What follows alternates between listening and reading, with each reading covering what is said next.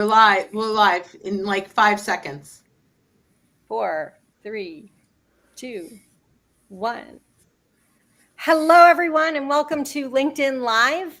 Today, this is your Sales SOS podcast, and I'm here with your podcast crew. I'm Liz Hyman, and today we're going to be talking about effective sales leadership. So, if you're here with us on LinkedIn Live, thanks for joining us. Sorry, we're a little late joining in. Restream, I seem to have technical difficulties every time I try to start, but we'll get there. Eventually, I'll be a pro. So today we're going to talk about effective sales leadership. And we're going to talk about, let's start and have some fun. And let's talk about what are some of the biggest mistakes that sales leaders make. But first, maybe we should talk about what is sales leadership. So let's talk about what is sales leadership to start. And then in our next episode, we'll talk about the biggest mistakes.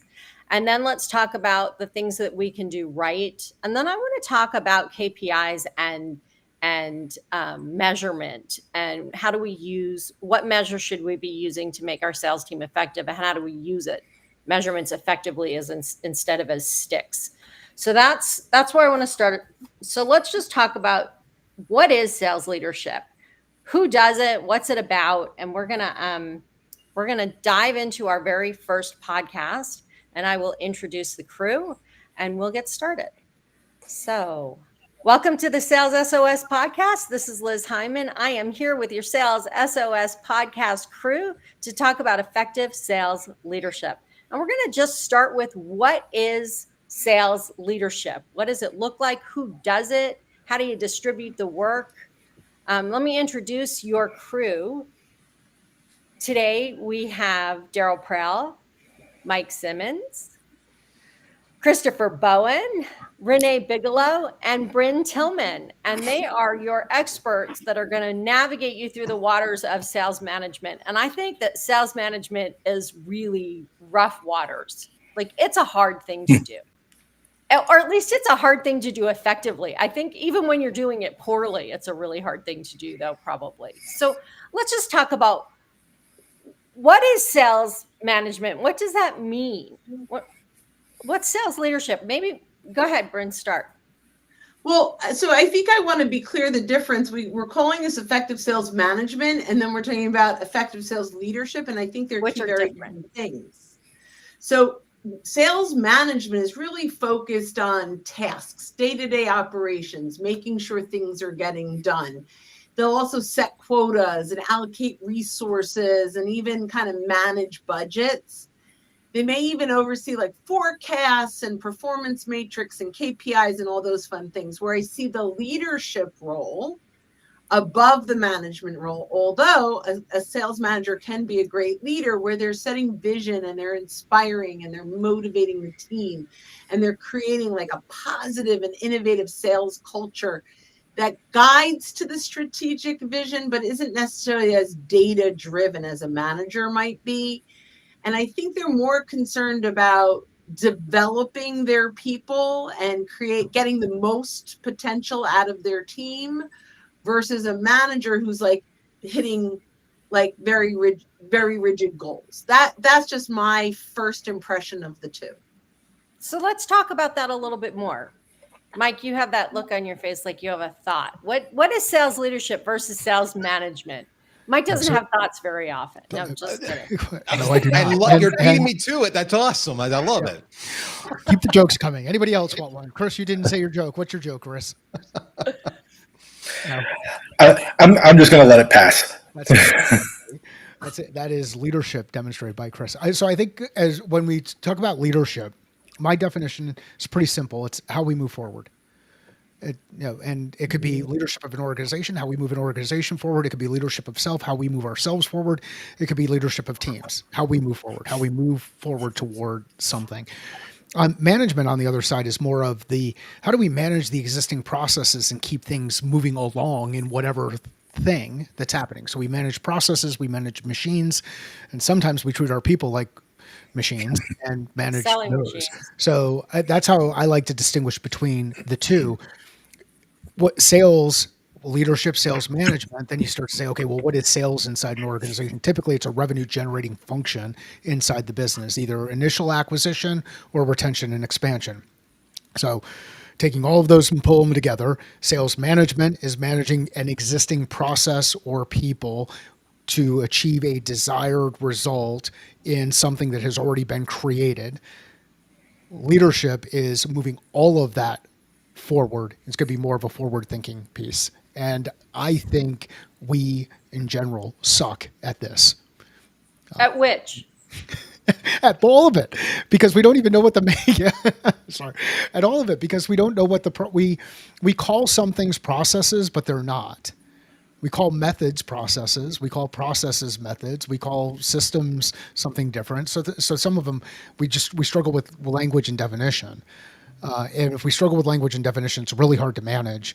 And we think that we're leading when in reality, what we're attempting to do is force people to do something or say, do it my way or whatever. And many times we don't know what forward is because we lead ourselves toward, we want to go to Disney and someone's leading toward Anaheim. Another person's leading toward Orlando. We're both going to Disney, but we've confused we've confused people. Let's go back to that in a second. So any more, because I want to talk about what are the tools that we use to lead or manage. So before you do that, I just want to Daryl. offer my view, difference between leadership and management. I'll be far more concise. Great. Not suggesting that Mike talks a lot. Leadership is how you interact with your fellow executives, with the board, with the investors. Management is how you interact with your staff. I'll leave it there. Oh, that's an interesting thought. Chris, do you have any thoughts on this? I would look at, certainly I think management does get into more of the day-to-day execution and how you move things forward. I think when you look at both roles, it's also what level are you working across within your own organization in order to get those things done? Because if you're just strictly focused only on the sellers, you're probably missing a whole lot of interaction points that need to take place in order to actually either get those individuals on your team where they need to be or get the organization moving in the right direction from what we're offering or what happens to be standing in our way. What are we getting back from the field? All those types of things. Renee, do you have any thoughts before we move beyond this? Yeah. Renee is going to, wait, let me just guess. One of the things Renee is going to talk about is employee experience, right? Yeah, exactly. So, Renee, bring us there. Great guess, Liz. Bryn touched on it a little bit when she mentioned leading with culture, but I think that's a piece, particularly when we get very data driven, that sometimes gets forgotten. And really, sales has, you have the culture of the organization, but sales in general has a little bit of its own flavor of culture, and it requires somebody who understands how salespeople work, how the customers react, what the mindset and the psychology of people who are willing to pick up the phone and call people who they've never talked to before and tell them how they really need these things, right? Like there's a certain amount of culture that really needs to be driven. And it's a little bit different than, the KPIs and the goals and the processes, but it makes all of that happen, right? You have to do those other things too, but without that really good culture piece, and the best sales leaders I have been around are ones who can make it fun and make it exciting and connect what those process changes no one likes, why somebody should be doing them, that it doesn't take away from, it might take away from sales time, but it gives back other things to the company. Those things, right, are I think more important than any of the other things in sales. So I think all of these are right. And I think it's really important to hear how all of the different people that just talked approach the question, right? So every person is sitting in a different place, and their perception of the end result, we're all on the same page, but we're perceiving it from a different position. And I think that's really interesting. Can somebody be a sales leader can they be a leader and a manager at the same time? Can the same person do both jobs? And Bryn is nodding her head for those of you who are listening. Okay, we got consensus, nodding heads. So let's talk about leadership a little bit, because when we lead, you can't lead by hitting people over the head with what you want them to do, right? It's really hard if you're in front leading to be effective if you're bullying, if you're nagging, if you're using KPIs to bludgeon your salespeople. So how do we lead without bludgeoning, without attacking? How do we lead in a way that's really positive? And then let's talk about managing in a way that's really positive. But how do you lead a sales team? Like, how do you get them to follow? Because I have heard people say managing a sales team is like herding cats. So how do you lead cats? Because I aside from, fictitious stories, I have never seen somebody leading cats. You have to make it in the cat's self-interest first. Right. So if you carry catnip, they might follow you. I'll just jump in and share one thought on this. I find that salespeople are some of the most entrepreneurial or intrapreneurial within an organization. And I find that they generally, if you can make the business case for themselves, right, for how they run their little business within the business, and then connect that to the company because they wanted to be a part of a company and the bigger thing, right, and connect it to the product and the brand, then that tends to be the catnip, right? Like they're very entrepreneurial. Most great salespeople are very entrepreneurial. And I find that really works best. I'm sure other people have great suggestions. Bryn, go ahead. Thanks, Renee. So I think there are different flavors of catnip, and you have to figure out which flavor of catnip each of your salespeople are attracted to, right? Everyone is motivated, not everyone, but most people are motivated differently. For me, I'm motivated by an attaboy.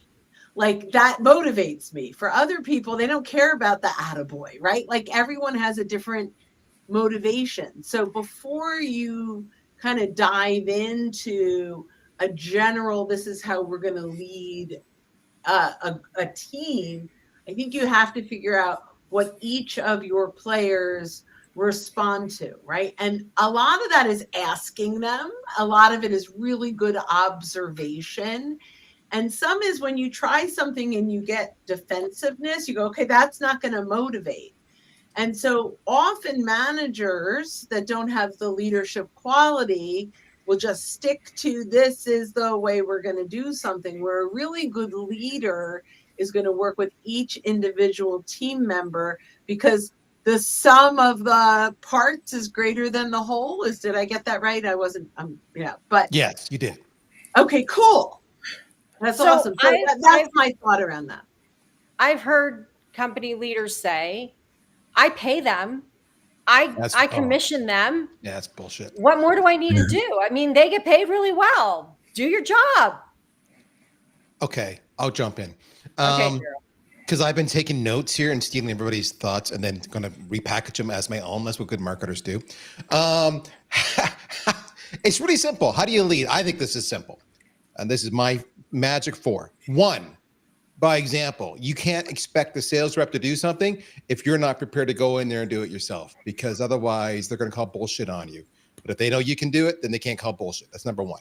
Number 2, with rewards, the catnip, right? It could be commission. It could be something else. And it could vary by rep. You need to figure out what that reward is.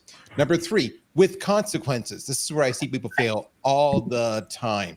They get 42 chances and the rest of the team is looking and saying, well, why do they get 42 chances? Because their teacher's pet and I got no chances. So you got to be consistent with the consequences. And finally, number 4, this is the culture aspect, with engagement. You need to communicate with them and tell them what's going on, what you're facing, the darts you're taking for them, the expectations from the board, the challenges. Then you also need to communicate up to represent their points of view so they feel heard. So by example, with rewards, with consequences, and with engagement, you do that, they will follow you.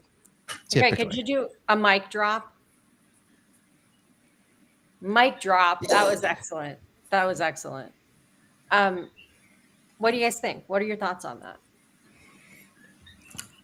I love I got your back. I think Right, a little like- bit of I think a little bit of what Bren was talking about.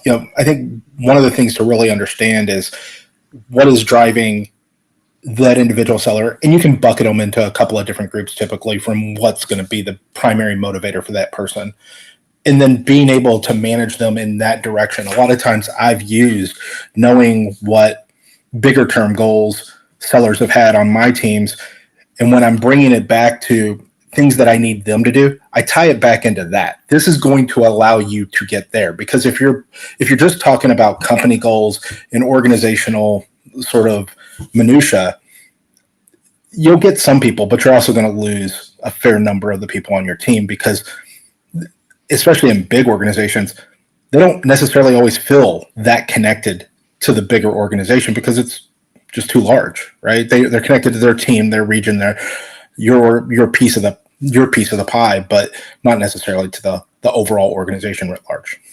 So I'll tell you, when I was working for Miller Hyman and I was training organizations like, Hewlett Packard, Coca-Cola, and this isn't specific to those two, but I was working with a bunch of Fortune 500s. And hang on a second. And what I discovered was at every single one of my 2-day sessions, at one point, I had to stop for 20 minutes and let the salespeople tell me all of the things that management was doing to interfere with their ability to hit their goals. Because they need to be heard. Failed. Yes. They weren't being heard. They didn't understand strategic leadership or strategic decisions to change product or whatever. And so they would say, they want me to succeed, but this technology doesn't work. This leadership decision undermines what I'm doing. And so that's a really good example of being disconnected from the company. And I think in the time that I was doing it, a lot of times I felt like sales felt like they were on an island all by themselves. Yep. And somehow from way out on that island, they're supposed to be driving the lifeblood of this organization, right? Because without the money, the organization is dead. That's no blood. And meanwhile, they're out on an island trying to pump this blood through, disconnected, not understanding, not being heard. And it doesn't work. So as a leader, what I'm getting is we need to make that connection. We need to motivate using a variety of motivators. It's not just enough to give money. You've got to give money. You've got to give praise. You've got to tie it back to what's important to them. You need to know them. That's what I'm kind of hearing in this. You have to know your salespeople. What else? Go ahead, Mike. Well, I think you nailed a couple of points have already been nailed, and just to reinforce them, the simplicity of what Daryl shared and kind of laying things out and being able to evaluate yourself against each of those individual marks, like a score of 1 to 5, and say, am I doing this am I doing this poorly or am I doing this well? Assess yourself against Daryl's framework from a score of 1 to 5. I believe that sales leadership is a very simple thing. It's hard, but I believe it's very simple. And it's actually more simple and maybe even a little bit easier than leading other functional areas inside the business. Because typically the people that are in these roles feel very comfortable communicating. And if you ask the question, they'll be open to sharing it. Now, the challenge is when you ask the question, some of them have no idea how to communicate the answer. They keep saying the same thing, but they're not saying the word. They don't necessarily know what it means, which gets into the Princess Bride inconceivable. Those things will happen inside organizations. And if we as leaders take time to build leadership capability among our team, we'll find that our job as leaders ends up being simpler, easier, less complex, So I don't really, although I just spent 2 minutes adding something to it, I didn't really have much to add to it. Well, Mike, I think most organizations do a really, really poor job of preparing people to lead or manage. Um, there's not enough emphasis on the soft skills. There's also not enough emphasis on, hey, this thing, sales or whatever function it happens to be, that you used to be really, really good at. These are the things that you did really, really well. You can't do those anymore. That's not your role. This is now what you have to do, and they can be really, really uncomfortable if you're not used to doing that stuff. And I think they don't set proper expectations, and then you get people that get put into these roles, and they flounder a bit because they're not prepared for the people aspect. And depending on your personality, that can be really, really draining, and it can certainly be a huge amount of time that you have to be able to allocate to that on a weekly basis, depending on the size of your team, because you don't know what's coming. Right. And And if so you're we hear running this into all the that- time, right? That sales managers and sales leaders were never trained to do that job. They were trained to do sales, at least at a good company, but in most cases, they weren't trained to manage and they weren't trained to lead. So, Mike, say what you were going to say and then take us into how do we train people to be leaders? How do we train them to be sales leaders or sales managers? Yeah, I think the big piece there, and there's one of my favorite books that talks about leadership in this context is a book called Legacy, which is about the All Blacks rugby team, and one of the quotes that James Kerr uses in the book is "Leaders create leaders." And if we look at this as an opportunity for us to develop leadership inside our organization, develop the future leaders inside organizations, then it becomes more about development of another person rather than me impressing my views upon something or trying to guide or direct too much in that area. The way that we train effectively is be really clear around what the skills are of someone who's in a leadership role. Do we align on what those skills are? Then have an assessment in there to identify skill gaps and then put remediation in place to help address the skill gap. And that skill gap can be addressed through training, can also be addressed through coaching, and it can be addressed through mentoring. And just like we've talked about leadership and management, many times people confuse training, coaching, and mentoring. And we use the words at the same time, but we're talking about something that's completely different. And maybe in the next segment, we can talk about a little bit more specifically about those components and also about methodologies versus processes and so forth. So what other thoughts do we have on creating leaders? How do we create sales managers that are effective? How do we create sales leaders that are effective? Liz, I have one. This is Renee. One of the places I see, and you alluded to it with all of the Fortune 500s that you worked with as well, is a critical lack of communication, as particularly for, as you pointed out, when there's a change that the company is making. We're no longer going to sell this product. We're going to change pricing. We're going to go to market a different way, like whatever those things are. And I think part of sales leadership training really needs to be about comms and communicating. Even when we do communicate it, we under communicate it greatly. And we aren't following the basic principles of messaging, which is how frequently we need to say it, how many different ways we need to say it for it to like really sink in, for people to process it in the way that they think. I think that's a critical one. Yeah, I think you're right. Any other thoughts on that? Yeah, the one thing I'll say is this. We see this happen over and over again, especially when they're, shall we say, first-time sales leader. Is they got the role typically because they're good at selling. Right. The issue is they've never been given any people skills training. They know how to conduct a discovery call, and they may know how to do the objection handling, but when it comes to people and staff and whining and bitching and moaning and HR compliance and legality and what you can and cannot say, I find over and over and over again, CEOs, COOs, whatever, and HR consistently drop the ball and do not equip these people with any kind of training to make them successful. And then they fail and the team leaves and it's a shit show, using Mike's colorful language. So I think, CEOs, investors, HR needs to step up and equip these people. That's just my soapbox rant. So let me just I had a- lead in for a second to what Daryl just said, which is we know that the number one reason that people leave a company is because of their manager, right? Yep. The person they report to. So if we haven't trained them and we have good salespeople, well, you can guess what's going to happen. Chris, go ahead. Yeah, I mean, I just think it's always a real challenge to be able to make sure that you're doing these things, I think, right and consistently, right? Like, I've seen some people who do pieces of the communication fairly well, but they fall apart on other things.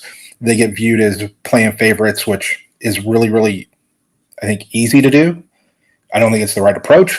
I think you want to be able to be consistent, call balls and strikes as you will, but I've seen it happen way too often, and I think you start to set really, really bad expectations for the team. This could go back to the same person who got 42 chances versus somebody who got 2, right? But the way that ultimately represents to your team is, what's the motivation for high performance outside of the paycheck?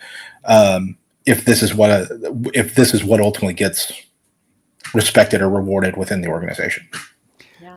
Think about how we let a sales leader go, just like we were just talking about, because they're not a good leader. They're not performing at whatever metric we've said that they should perform at. Who do we replace them with? Yeah, I mean, a lot of times you'll end up seeing people will go to, though, if let's say it was an internal hire that you promoted and you did it, then usually the next response is, okay, that didn't work. I'm going to go outside, right? And I'm going to bring somebody else in that came from a different organization, that doesn't know our culture, who doesn't really understand how we do things. And then I'm hoping, because of the names on their resume, that they're actually in a better position to lead. But I think that's still rolling dice, right? Or you're gambling, hoping that it works, as opposed to looking internally and saying, hey, how did we not set this person up for success? Where did we go wrong as an organization writ large, and forcing us to make this decision? Because that's certainly not where you started. And then, I mean, heck, it's kind of like growing up around your parents. Well, I'm not going to parent like they did. So then I have kids, and then now I parent differently. And then my kids are not going to parent like they did. And we're going to continue to create this whole challenge that continues to kind of work their way around, where whether it's flipping to one side, which is we're going to hire outside, or it's flipping to the other side where we're going to hire inside. What we've done is we put people into roles that we've not prepared them for, which is a lot of what we're talking about here. And then they try to do something completely different that may or may not be right. And then at the same time, we also ask them to be successful, but not give them the resources. And on their side, they feel like, well, I'm going to do better this time because I'm not going to do that same thing. And I'm not going to ask for help. So not only do we not give them the resources as leaders, they don't want to ask for the resources because they don't want to be found out. So we create this giant cycle of the same kind of crap where people just go from one organization to another with all the highlights on their resume and go lead and screw up another team. So you guys have triggered me on a Friday. Thank you. So I think one more thing to add into this is what is the sales leadership or sales management role in my company? And so just like we think any salesperson is any salesperson and anybody can do the job, we have the same sort of idea about sales leadership or sales management, both. And I often walk into companies who are startups or newer kinds of companies, and they'll say, well, this person worked at Google or HP or whatever. And therefore, and if you are with us, not on video, you can't see everyone laughing. Everybody just stopped to laugh. Therefore, they will know what to do. And the fact of the matter is, you need to hire, if you're hiring from the outside, you need to hire somebody who's done the job that you have before. Don't hire somebody who you think is going to somehow magically know how to do it. So let's have some final thoughts on sales leadership, sales management. How do we want to wrap this up? Bryn, Renee, any thoughts? I mean, I think the wrapping this up is as you go higher up in the organization, make sure that you are helping your managers lead better and helping your leaders manage better. I guess the last thing I'll add is we talked about the communication to your team and setting the culture for the team, but I haven't mentioned, and we kind of alluded in a couple places, and it is equally important, communicating back out of sales into the rest of the company, making sure that they understand what's going on, what the challenges are, what you're hearing from customers, what's happening in the market, all of those things, making sure that you are championing sales inside the rest of the company as well. Any other thoughts? I'll be the guy that says, people who are sales leaders listening to this, it starts with you being self-aware. Park the ego, park the sense of self that you're amazing, you've always had success, therefore you must be success, and everything you do applies to any other employee, and actually audit your team, audit your coworkers, and get feedback on you and your effectiveness and your ability, and be receptive to it as opposed to being hurt or your pride or your ego getting in the way. You got Mike laughing. And then take corrective action. If you want to succeed, it starts with you. It's just one more example of leading from the front by example. If you're self-aware, then you can expect your reps to be self-aware. I think I would add to that, Daryl. I think the one thing that you said in there is not, if you're self-aware, not assuming that everybody has to sell the way that you did. Oh, right? God bless you, brother. Like, yeah. We're not cookie cutter people expecting that everybody's going to operate, behave. You have expectations that you're setting, but how that people go about executing those things. If you're going to have a level of authenticity, you got to let people be themselves. Yep. Excellent. I think that's a great way to finish this segment. Thanks, you guys. Being a great sales leader means being self-aware and guiding your people to do what they do naturally better, right? Okay. That wraps this session. Okay.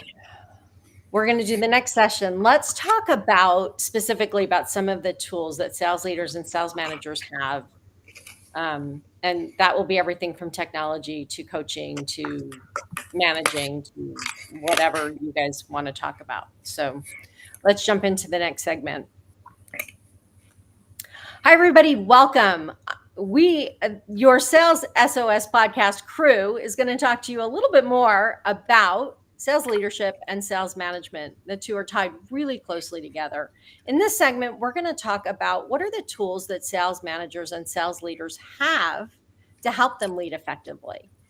And your Sales SOS podcast crew is Daryl Prell, Mike Simmons, Chris Bowen, Renee Bigelow, Bryn Tillman, and me, Liz Hyman. And so let's just dive in.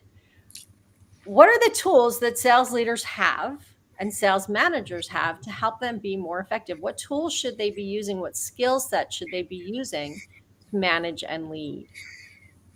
Okay, this is you're going to get a ton of answers on this. We're going to be all over the place. But the one place I will start with, and this is just where my starting point is whoever's in RevOps become like best friends with them. One of the things I've always done in my sales leadership role is I've gone to the RevOps people and I've said, listen, I'm in 1,000 meetings. I can't look at all the dashboards all the time. I can't drill down all the time. I try to, I really do, but sometimes I don't. I need you to be my second set of eyes. I need you to build reports. I need you to tell me when forecasts seem janky to you. I need to know when it looks like a deal's about to close in 2 weeks' time, but they haven't called them in a month. I need to know all these little details. Can you just give me silent, indicators behind the scene on Teams, on Slack, or what have you? And by the way, if you're sitting in on any of these calls and they're completely blowing up the sales process, I need to know that too. Like, just be my second set of eyes and keep me in the know. that is like the number one place to go because I just can't do it all. I'll start with that. Okay, I want to hang on. Mike, I know you have something to say. Hang on a second. So, I want to just distinguish here for a second. Daryl just brought up a really good point indirectly, which is in a larger organization, in an experienced organization, they will have a RevOps team. Many companies haven't gotten to the point where they have a RevOps team. In fact, 20-year-old companies, 40, 50 million, $100 million companies that don't have RevOps teams. So what Daryl just told us is the things we need to be looking at and the things we need to be able to keep the pulse of numbers, sales process, sales activity, right? As a sales leader and as a sales manager, both, there are indicators you need to be watching all of the time in order to do your job. At the same time, you need to be having relationships with the people that you manage. So there's this balance between keeping a pulse on all of these indicators and keeping these relationships thriving. So Mike, I'll let you jump in. I think I think about what I do as a leader. Just like what are the things that I have to do on a daily basis as a leader. I have to build a plan to achieve results. So one is build a plan to achieve results. So execute. Number two, sometimes I have to solve problems. Be involved in a problem solving exercise. Number three, make decisions. We have to make some kind of a decision. So we're building a plan to achieve results. We're solving problems. We're making decisions. And then the fourth one is communicate effectively. And if I could do all four of those things really well, then I'm going to be a good leader, whether it's a leader in a revenue role or it's a leader in another role. So for me, it gets back to those kind of skills. Do we have the skills, tools, resources, all of that stuff associated with being able to do those four things well? And if we don't, then let's address each one of those at a time, not try to do all four of them at once. Because when we try to do all four of them at once, we get ourselves into situations where we tend to apply scope creep to trying to do something that it's not intended to. So that's how I like to think about this. Liz, Go ahead, Renee. I think we're like 5 minutes into this question, and I'm still shocked that I haven't heard 3 letters. CRM. I thought you were going to say KPI. So there you go. Which 3 letters? CRM is also part of RevOps, and that's exactly where I'm going, right? Yeah. Let's talk about because CRM. you can't have RevOps without a CRM. It's as simple as that. So maybe it's a good idea to step back. There are tons of people who do have a CRM without a RevOps, though. Correct. So I thought maybe we could step back and talk about why companies who are more mature in newer sales methods are investing in a revenue operations team, right? This RevOps. And the reason is in order to make more data-driven decisions, we've become increasingly technical on anything that touches the customer journey. Like I often say that your marketing team is one of the most tech-heavy departments in your entire company. Next to that, in many cases, is sales. You will see a lot of tech running through sales because we're gathering data all along that customer journey that helps us make data-driven decisions, right? And if we're going to build these dashboards and we're going to have all of these things that we track KPIs on and understand where we are and how to forecast all of these things, that all has to come from a central place. The CRM tends to be the source of truth for the central place of data in most companies. And then from there, you have all these other things that you're doing. It becomes a specialty within sales and marketing, or a RevOps if you have a customer success as well. It becomes a specialty to make sure all of that stuff is working together and it doesn't take the time of every single person in sales and marketing and to just run the software. So I'll kind of land it there and see what you all have to add on that. I think that makes sense, but I think for me, one of the tools that you have as leaders, your one-on-ones. How are you leveraging those to understand how that individual, that's your chance to really, hopefully, get more from them, right? What is it that they need? How are you going to be able to help them? Where are the gaps?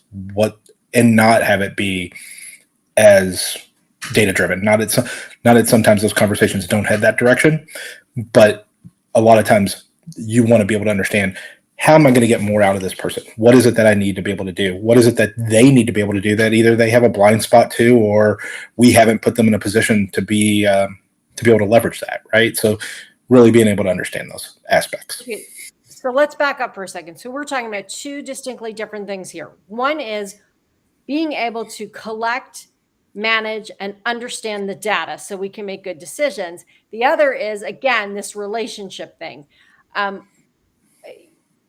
There's a stat that gets thrown around a lot, which is a manager should be spending, and this is true of any sales leader, at least 30% of their time coaching.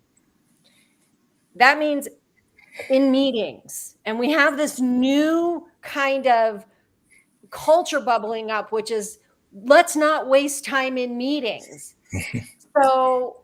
But we can't really be good leaders. We can't really support our sales team if we are not having meetings with them. Well, keep them in the field. They got to be on the field where they're working. Don't keep them bogged down in meetings. So this balance becomes really important. So when we're talking about meetings, there's 3 different kinds of sales meetings in my mind. Maybe there's more, but one is the team sales meeting. We have to have that. The second is one-on-ones, and one-on-ones can be broken down into 2 different things, which will make 3 kinds for me. One is this funnel review and coaching. Like, let's go through your funnel and let me coach you through, or your pipeline. Let me coach you through what we see. Let's talk about it. Let's come up with ideas. And the third is the one-on-one that is about, are you hitting your KPIs? Are you doing what you're supposed to be doing? What development plan do we need to have for you? And how do we get you there?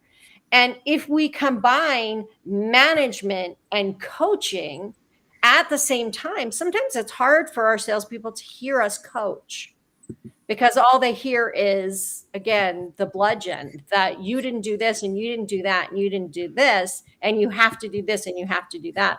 So we really need to distinguish those 3 things. Do you guys want to take a minute and talk about those 3 different kinds of meetings and how to effectively have them?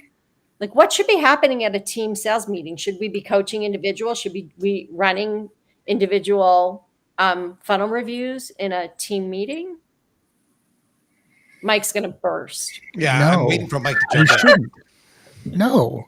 I mean, like, every one of those meetings I've ever been a part of when I was an individual contributor is, I hoped someone like me was talking first and took 25 minutes of that 30 minutes meeting so I didn't have to share my information. Right? Like, it was just, let's hope. So Please think it call on becomes- Daryl.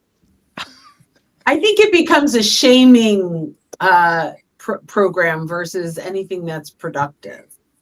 And I definitely think one-on-ones for that kind of thing. Now, success stories, those I think we should share. And in one-on-ones, when you've got success stories, say, hey, Liz, tell me how that you just closed that really big deal. Or Renee, I just heard you got a conversation with the CEO that we've been trying to get in front of for months. Tell me how you did it. Tell us how you did it. So I think group share is good, but it should all be positive. So first thing that we agree on is, in a team sales meeting is a great story for people to share their successes. Yep. Okay. What else should be happening in an effective meeting? What should be happening?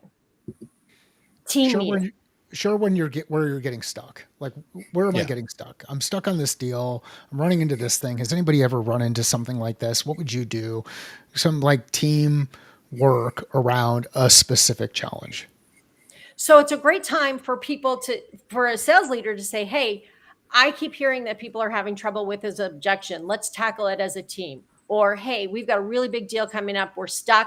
Let's do a team strategy session. Let's all work together. So these are learning opportunities. And yes, sometimes the more senior salespeople feel like they're always coaching the newer salespeople, but that's okay, because when we coach, we learn. right? So sharing successes, solving problems as a team, or strategizing as a team. What other good things should be happening in team sales meetings? This is a big time for that communicate. Will you bring that frequency back up? Just because you brought it up last week doesn't mean you bring it up. It's like you find a different way, you do it a different way, you say it differently, you tell a different story, right? But you keep repeating some of those things that you've talked about in the past, and you make sure that you're connecting what's going on in the company to what's going on in sales.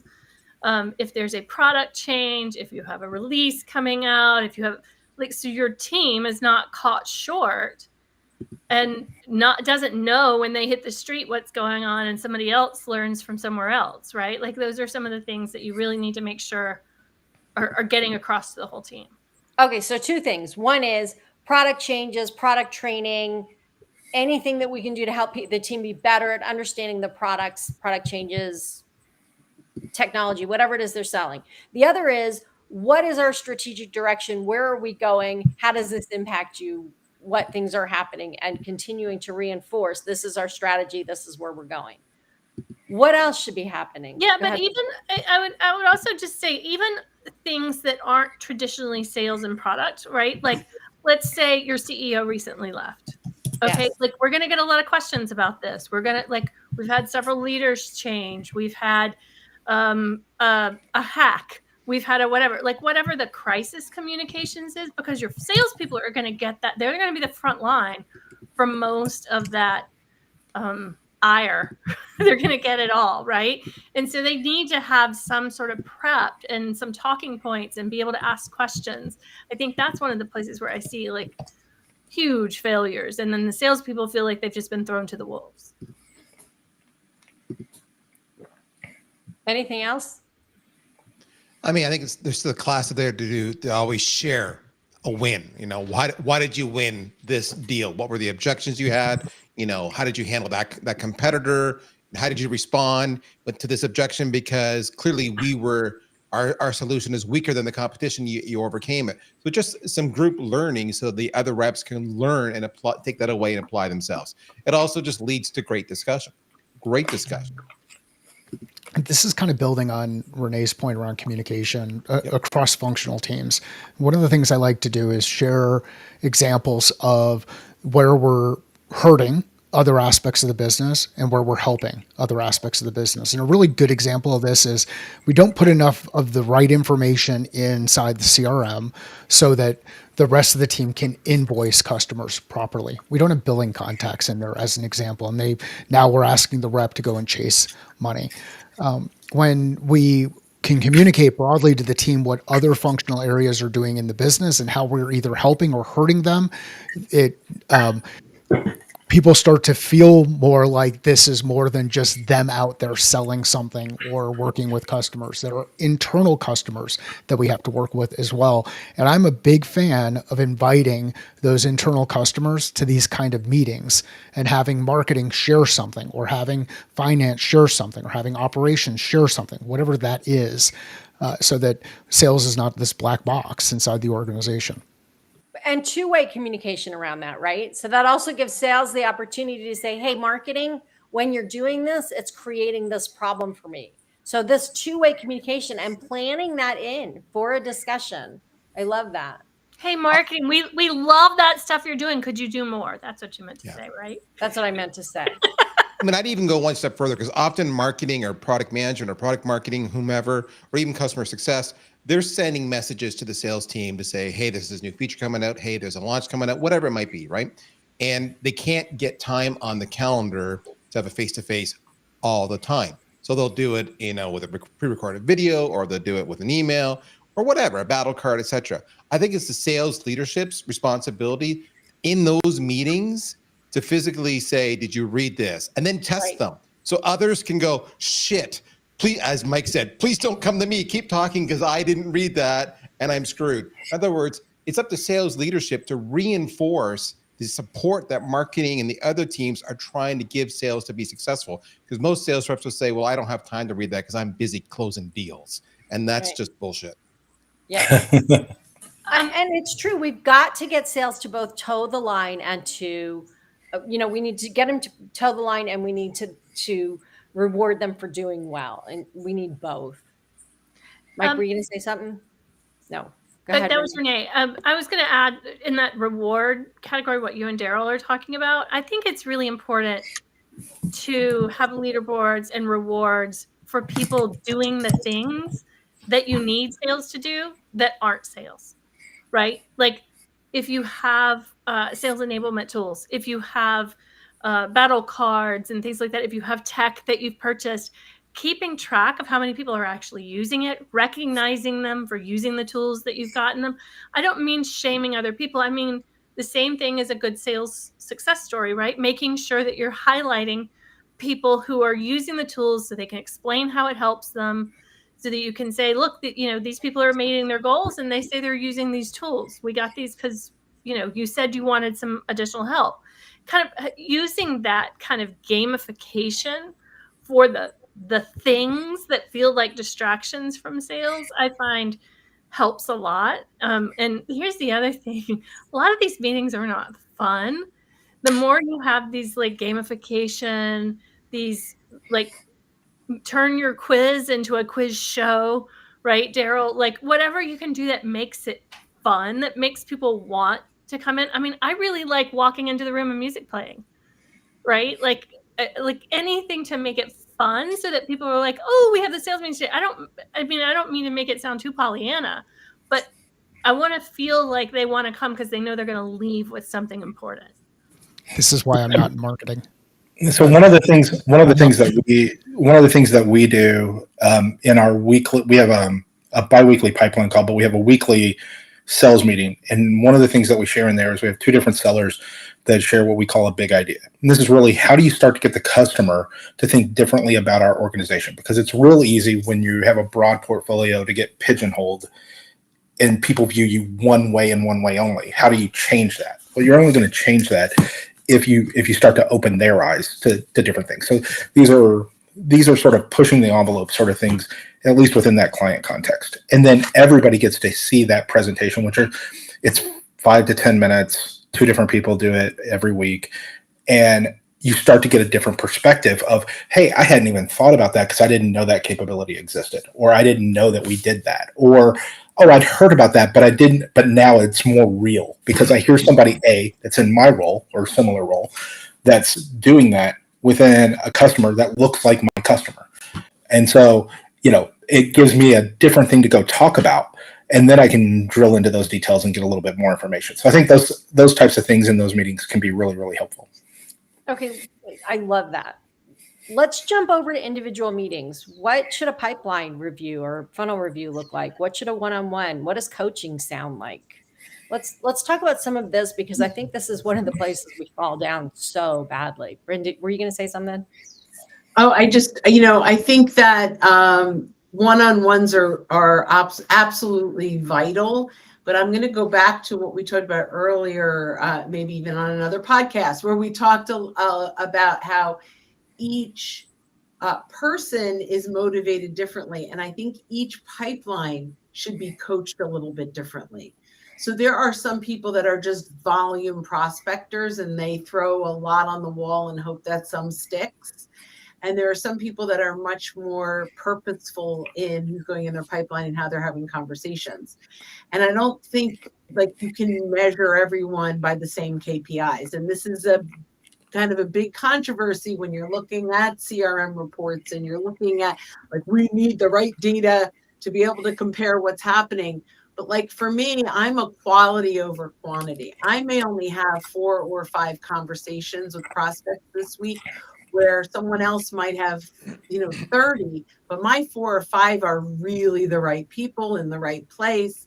And so they're more likely to close, and it's a better use of my time. But if a manager, my boss, obviously right now, but if there's a manager over me and the guy sitting next to me and they're like, hey, Bryn, you have a light pipeline, that is not necessarily the best way to coach.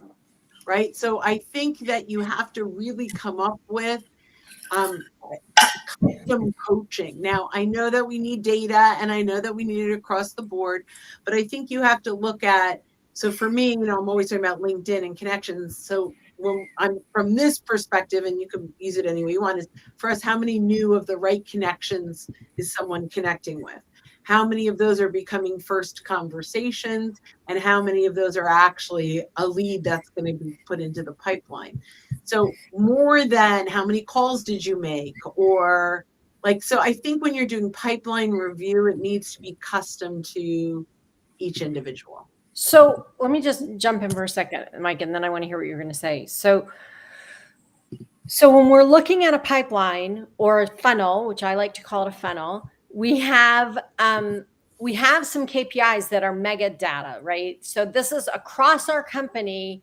This is what we see. And after a while, we can basically see we have this many, you have to have this many in prospecting in order to have this many closed. So we have a standard across the organization, which is a really good bar to start measuring by. But what Bryn's saying is, but if I have one person and I look at their history, and their history is their funnel is a different shape and it's perfectly effective for getting the results they need, then why am I beating them up about something that doesn't matter?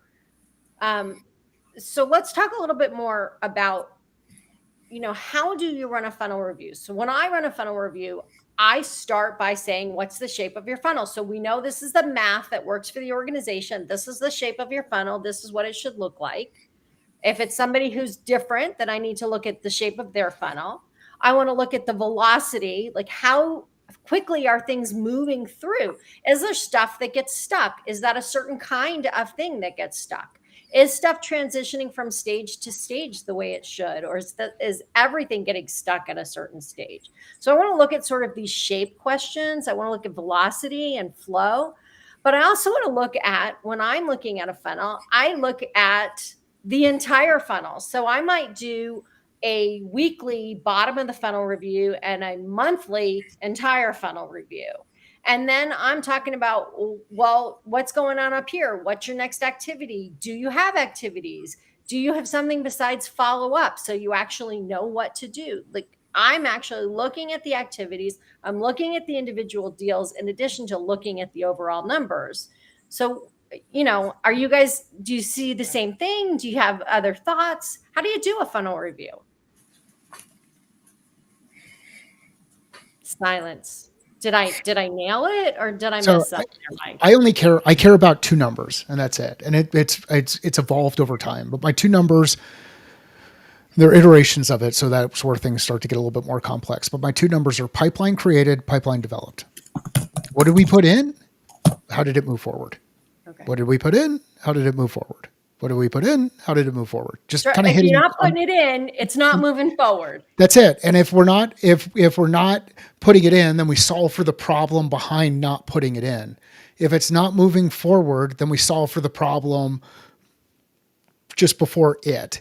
Now, moving forward is all good. Moving forward out is good. It's not bad. I'd like it to move forward out and won rather than move forward out and lost. But it's how is it moving forward? And if either of those two numbers are being solved for properly, then everything else is kind of working out. There are some other things that you can look at, like percentage of probability across your total pipeline. And how is that percentage changing over time? Ideally, that percentage should increase over a period of time as we get closer to the end of a period of time, might be for the current year.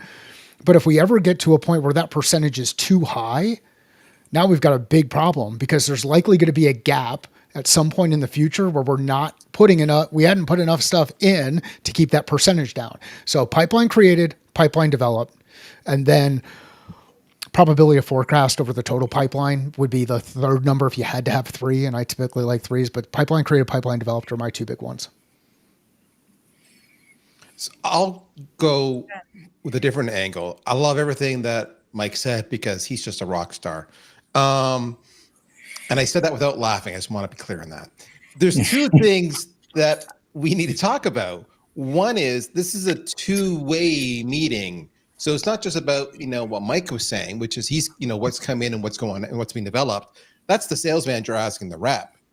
I want the rep to actually prepare content of what they want out of that meeting every single week. This is where I'm stuck. This is where I need help. Here's a dashboard or two of my activity of the last week, whatever it might be. I want them to invest time into make that meeting work.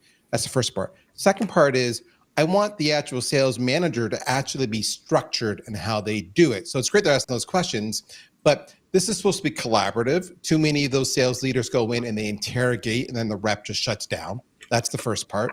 The next thing is often those sales leaders have not taken the time to look at the data to see the activity. So why are they asking the interrogating questions? Because they didn't look at the data, so they're trying to get the answers now. So the sales leader also has to prep for that meeting. Both parties need to prep for that meeting.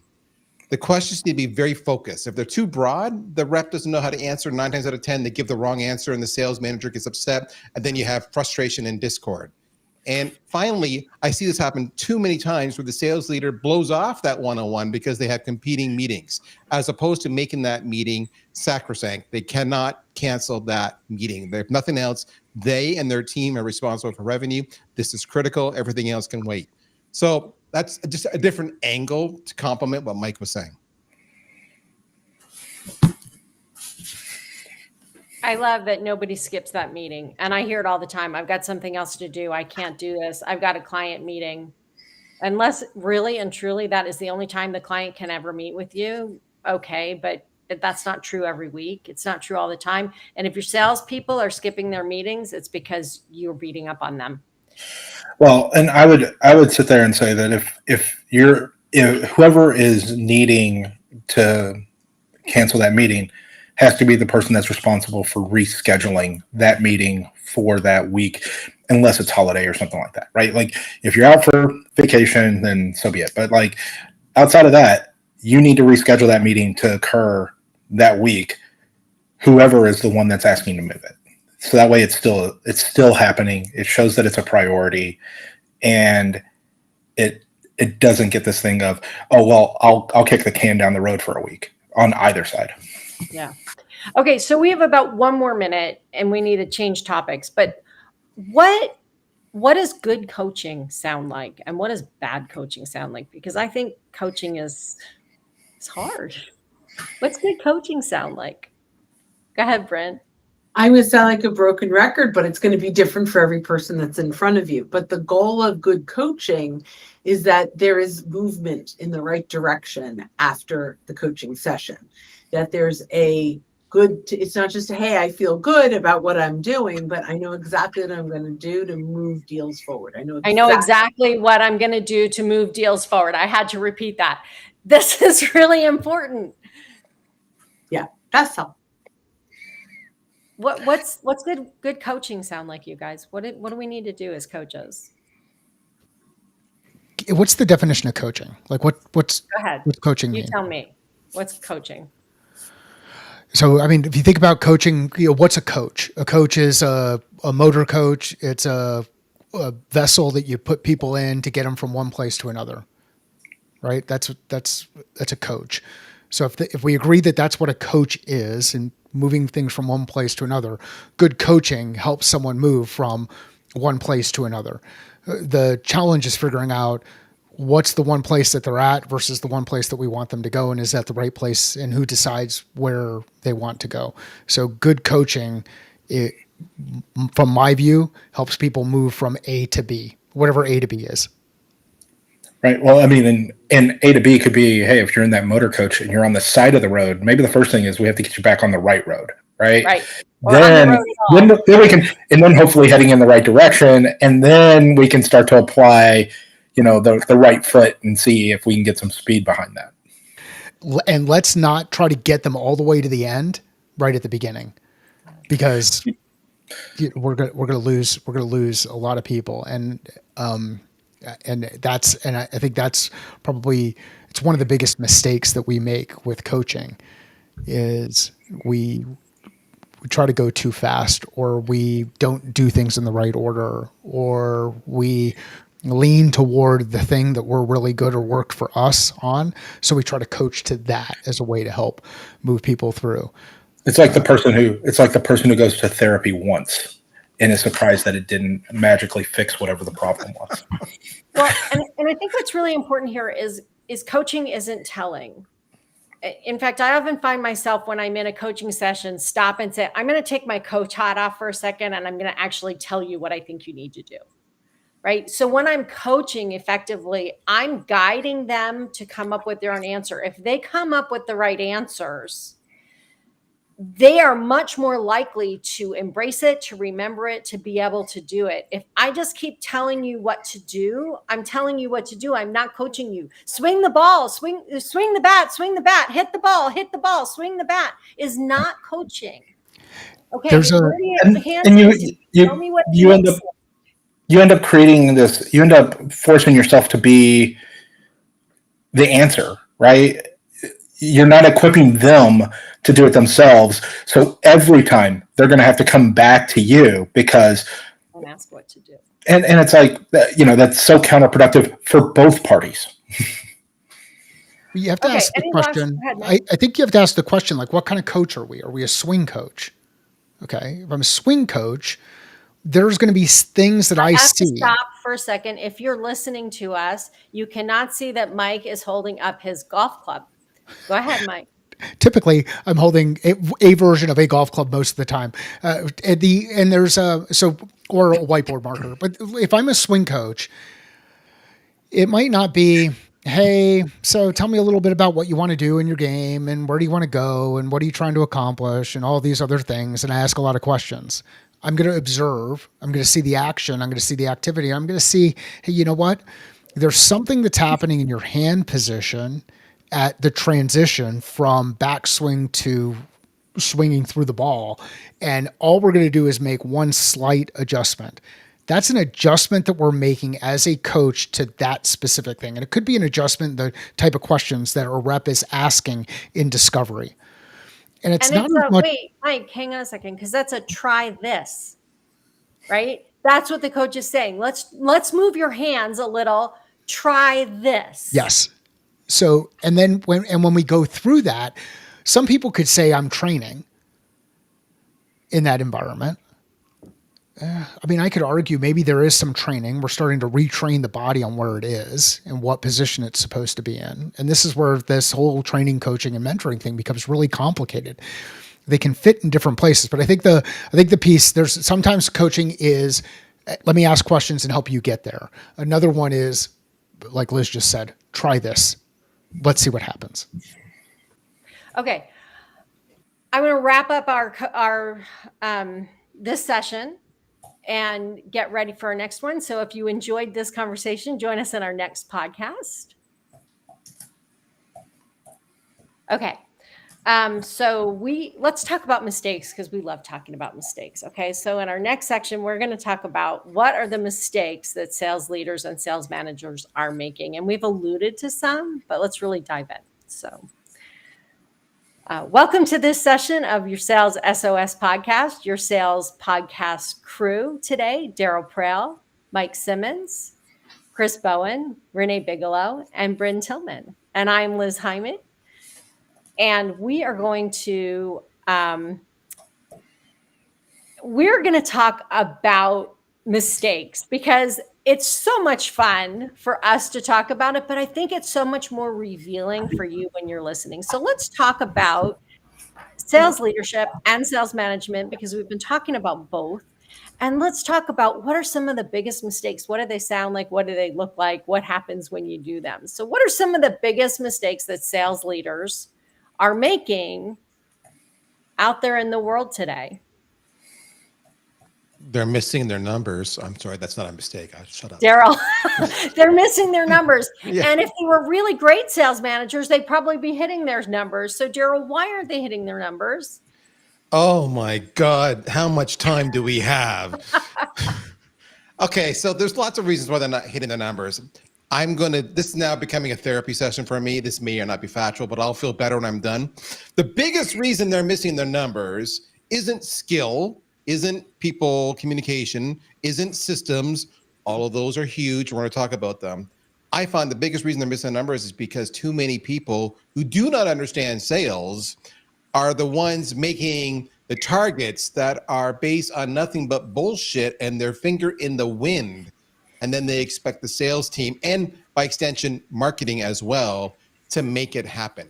So they're Okay, missing so the Mike numbers. almost fell off his seat laughing. Like, can we just say that again? You cannot pull numbers from thin air and then get mad at your sales team for not hitting Yes. those numbers. Yes. Now, This is, I call wagging your sales team. Let's make it's a the tail wild wagging the ass dog, right? guess Yes. and then But get mad. the issue there, though, it goes both ways, is that sales leadership needs to insert themselves hard, strong, and fast into that process so that the numbers that are ultimately settled on are owned. So it's a two-way street, but that's what I see company after company after company. And, you know, that's a big reason why they're missing it. That's just really, really high level. I know Renee's going to go. But But it's- sales leaders who are good sales leaders are not sitting there quietly when those unrealistic Yes. sales goals get handed down. So sales leaders, the mistake is not saying we cannot do that in this market. We cannot do that with the resources allocated. We cannot do that unless, right? So it's our job as sales leaders to make it clear what is required to hit that number. And Mike, I'll go ahead, Daryl. I want to echo Renee here. The sales leaders need to be, and when I echo Renee, because the podcast has just started.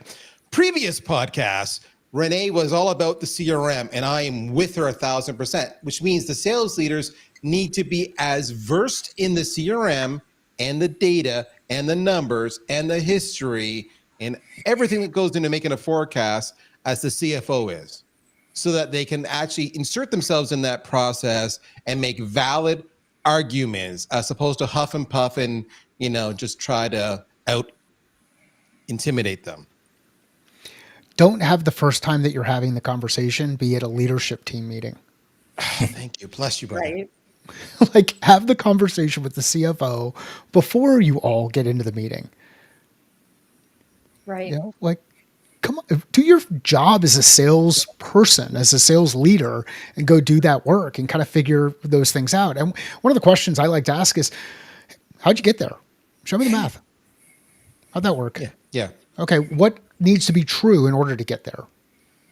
I cannot tell you how many times I've watched CEOs stumble when asked that question and then try to bluster their way through it, when the reality is the CEO is trying to keep their job because the board said that's not the way they want it, because the investors are looking to cash out.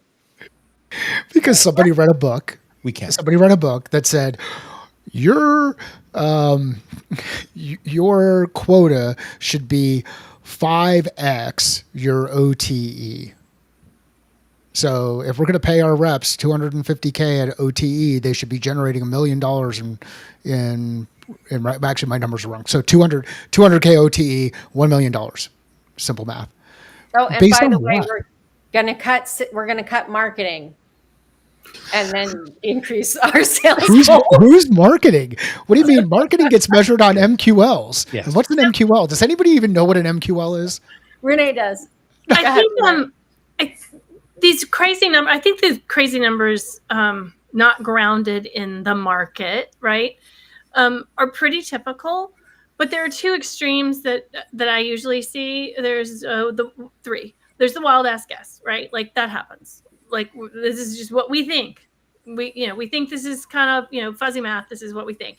But the two extremes I see much more often are the larger the company and the more mature the company is, the more there are very sophisticated forecasting tools, market forecasting, things like that, where you really can zero in on whether or not you think it's going to be an up year, a down year, what's happening, and then come up with a plan to change it.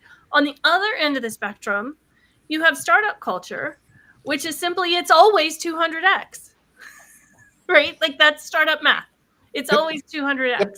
And that's not based on increasing an investment in marketing, adding more salespeople, anything else. It's just that's your number, right? So I think it's important to know that those three areas are probably like more predominant in number settings. And when Daryl says people can't hit their numbers. Understanding where these three weird sets of numbers are coming from, I think, is very helpful. What's even better is when you go hire the new VP of sales from Oracle and they come in with their numbers in this startup. Yes. There's nothing like a leader from a dominant brand where 90% of the leads are inbound with zero selling coming in and telling us. I love when that happens. I want, Apple spends X% of their total revenue on marketing. We only want to spend that percent. Okay. You're Apple, right? Well, I several years ago when I was in-house, we kept running up against Monday.com as a competitor. And there was no way we could outmarket Monday.com. And it was just like I kept hitting my head up against a wall.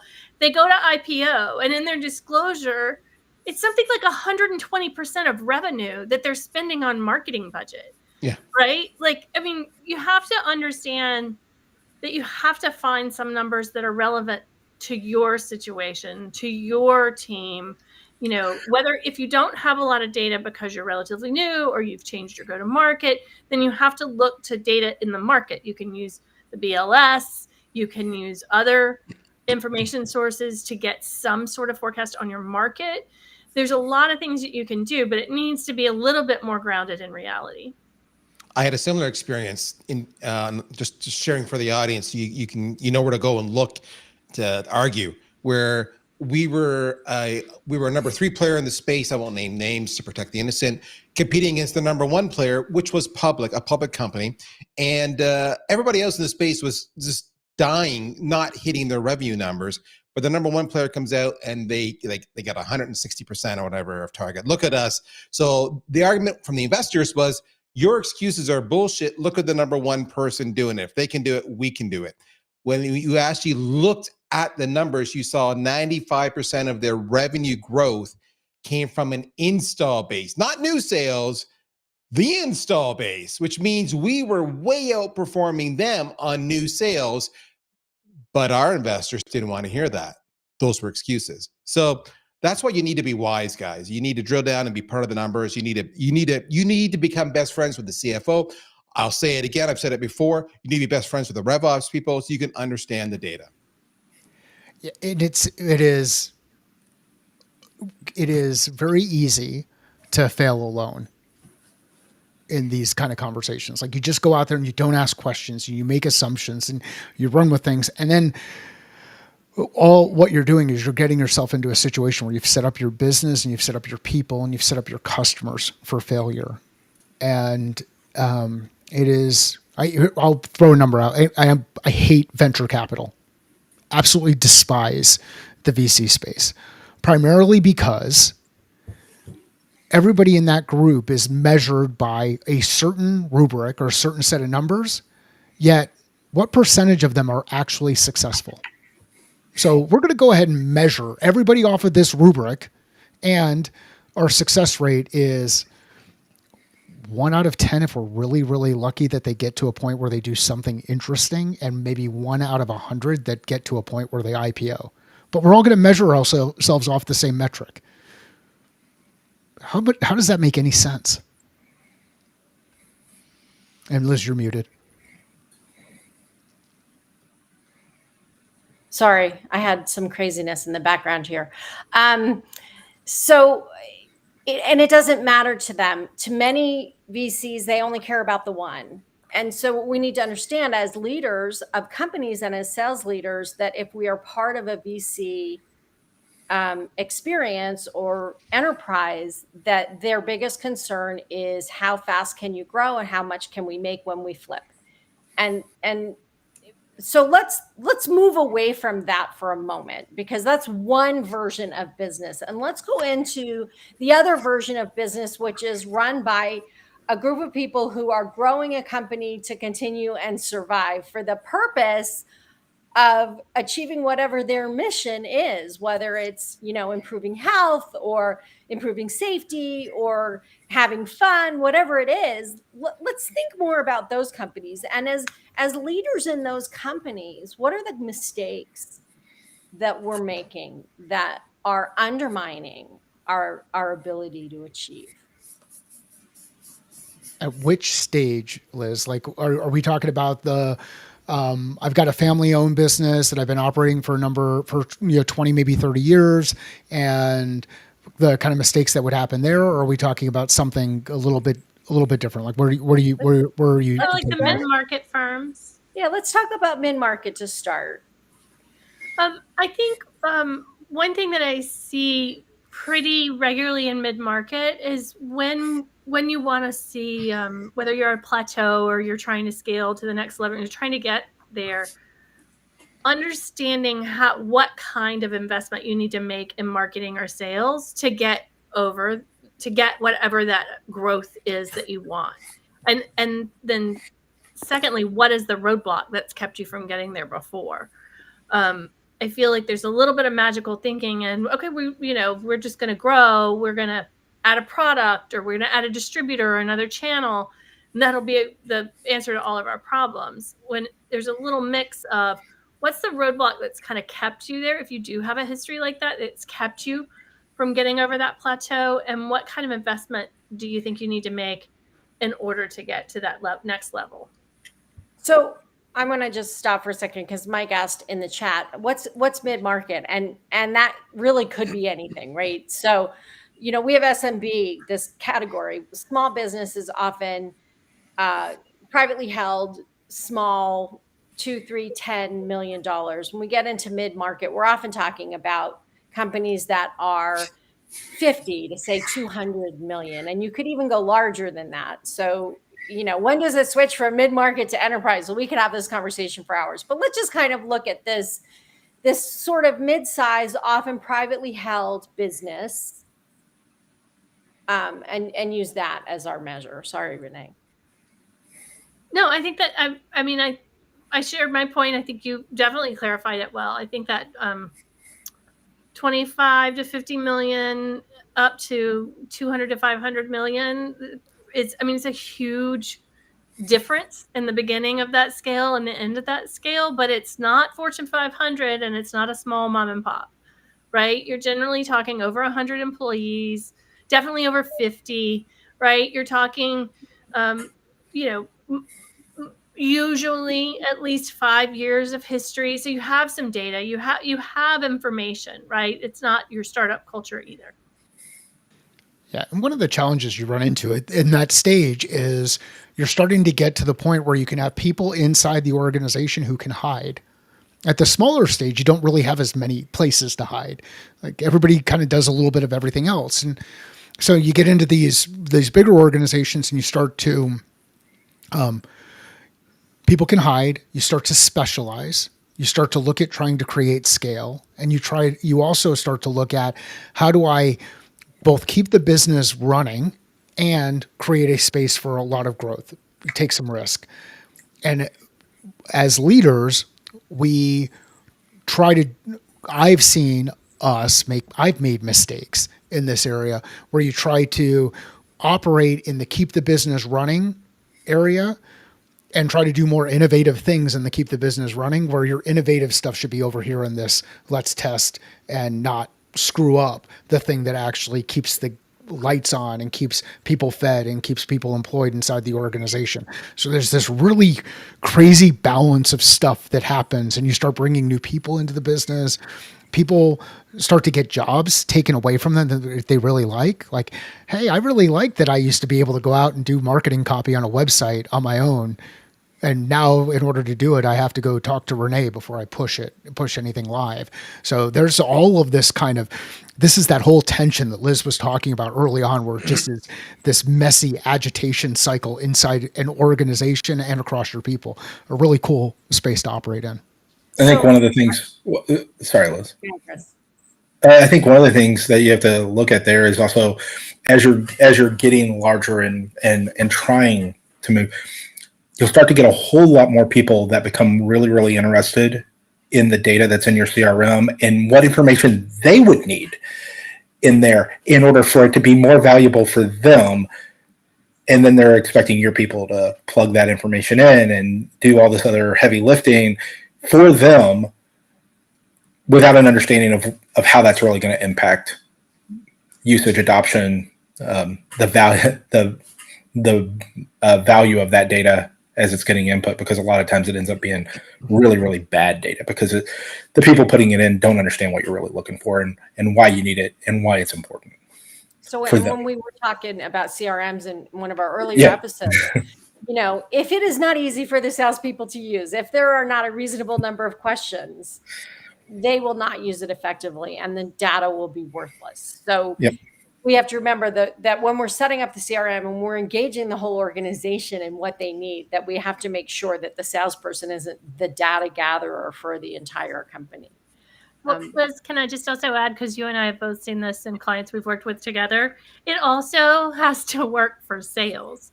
It can't be a tool for another department, right? It can't be accounting's tool first, right? Like it has to work for everybody, but if it doesn't work for sales, then the data will never make it in. So from a sales leadership mistakes problem, one of the biggest problems is setting up the CRM poorly, letting other parts of the company drive what sales is allowed to do. One of my clients did not allow sales to add new companies without them being credit checked, right? What are you doing when you set up that CRM to undermine the success of the salespeople? And I want to go back for a second before we get too far into CRM. This idea of, as a sales leader, as a company leader, as a sales manager, when we're testing things out, how serious are we about testing them out? I have heard this over and over again from salespeople. Oh, we just wait until the CEO tells us for like the 6th time in a month that they want us to do something before we actually go ahead and make that change. Because every time we talk to them, they have some new exciting idea. And 2 weeks from now, they forget and tell us to do something else. So we've just stopped implementing all those crazy changes. So the CEO just assumes it didn't work. So let's try something else. And you can't, on a sales team, it's like kind of like an elephant. You can't just change direction quickly. You have to move them, and you can't just keep shifting back and forth. Try this, try that, do this. Oh, go back to this. Oh no, try this. It doesn't work. It's a really bad leadership. You're bringing back a lot of scarring here, Liz. Way to go. I'm going to need some therapy. I have in my past worked with a CEO who was convinced they were the smartest person in the room and literally changed the strategy every 3 months. And when you called them on it, they instead project it back to say, no, you just don't understand. And it was never their fault. It was them. And when you drill down on it, you realize they're actually scrambling in response to pressure they're getting from the board, but they don't want to admit that because then they feel like they're going to come off as insecure or whatnot. And they have this self-image they're trying to project. That individual needs a whole lot of therapy. Unfortunately, that individual is very, very, very common. So this is, we're going back one step. In a sales leadership role, if you're, senior in the ranks, if you're a CRO, a VP sales, what have you, you need to talk to the board, not just the CEO. They want to talk to you because you need to understand how to basically manage up so you can stop some of these things, such as constantly changing product roadmaps, go-to-market plans, forecast numbers. So welcome to the big boys and girls club. It's not about sales skills at this level. It's about how to manage expectations and get alignment and consensus. And can I want to go back to why is leadership changing the plan every 3 months? Why are they scrambling? Why are they frantic? And this goes back, Renee, I want to hear your thought. I have one thought, which is, do you understand the data in your CRM? Do you understand what your funnel needs to look like? Have you done the math that says we need this many MQLs, marketing qualified leads, we need this many SQLs, and we need them this far in advance? If you don't have some idea of what's going to happen 6 months from now, if you have a 6 or a 9 or a 12-month sales cycle, then you're always going to be scrambling. You will always be scrambling and making crazy decisions to make up for what you should have been thinking about 6 months ago. Renee and Bryn had something. I don't know who wants to go next. I wanted to share because I think this is so apt here, and read this last week in an article I was reading, and it's Cantor's Law. It's everything looks like failure in the middle. Right. And I think that's like when you say, why are we changing things every 3 months? And, so we're talking about strategies, this, and you have a sales team who's like, well, just wait because it'll change again, right? Like everything looks like failure in the middle because you got to give it time. And especially if you're in something like B2B, you just assume your sales process is longer than you ever realize it is, because it's way longer than before your salesperson talks to that lead. That whole journey starts long before that, right? So a lot of times you need time to see how long it could take. If you have a 1-year customer journey, I'm not talking about your sales cycle now, I'm talking about your customer journey. When they start thinking about, they want to solve a problem, when they start seeing what's out there, then evaluating different tools, whatever, right? That could easily be a 1 to 2 year timeline. And if you've made a change that's going to affect your top of funnel, you are not going to see that change for a while. So that this Cantor's Law, it was shared in Harvard Business Review. Everything looks like a failure in the middle was something I shared on LinkedIn. And I was like, I have to quote that a lot because I think it's something we all need to hear. Bryn, what did you want to add? So, so I want to kind of yes and this and say, from a salesperson's perspective on marketing, we need content that's much earlier in the sales journey to accomplish what everyone's talking about, what Renee is talking about. Right? We need to attract our buyers way before they know they need us. And so marketing has to do a really good job of identifying the entire buyer's cycle all the way back to the first the very first right? Why? When they start to Google a solution, we need to be the one that they're finding as early as possible. Corporate Visions, I think, did this study, if I got it wrong, and I think it was Corporate Visions that 74% of buyers choose the sales reps that, I'm sorry, 74% of buyers chose the company or sales rep that was first to provide value and insight. It's first, right? So how do we get there first? How are we enabling our buyers to see us as the thought leaders first? So I think a lot of that early decision making, that early, like way before we talk about our solution, we have to talk about their problem. And I think that's all really important. I also want to go back to the way we measure things in the CRM. So when I ask a CEO, how long is your sales cycle? And they tell me 3 months for a business to business complex sale. What I know is that from the time they write the proposal or have come to agreement on what the proposal should be, it's 3 months. Because the way CRMs are set up, many companies haven't figured out how to measure the top of the funnel and what the true pipeline timeline, what the true sales process timeline really is. And if you tell me 3 months, I'm guessing it's a year. And I'm almost like, I can almost say 99% of the time, that's what I see. You tell me 3 months, it's a year. You tell me 6 months, it's probably 18 months. You tell me 6 weeks, it's probably 6 months. And that's even before, Renee, the top of the funnel, which is that what I call the engagement funnel, where they're learning about and thinking about our solution before they ever communicate with us. Yeah. I mean, like most research will say somewhere between 75 and 90% of people have already narrowed down their choices before they ever speak with a salesperson now. Right. So that life cycle that you're talking about is far longer than what shows up in that. If you're just looking at from proposal to close, right? If you're just looking at that, it's just a small speck of that entire spectrum. And I think that's one of the reasons that we're getting panicky, right? We think it's a 3-month sales cycle. There's not enough in the top of the funnel. Nobody's been looking at it. We don't really know what to measure. So we're just frantically trying to do things that are going to impact what happens 3 months from now. But we're 3, 6, 9 months too late to affect what's going to happen 3 months from now. This is where I want to jump in and say, for all those sales leaders who are interviewing for a role, this is when you should be doing the math before you ever accept the role, because this is your one chance to set expectations.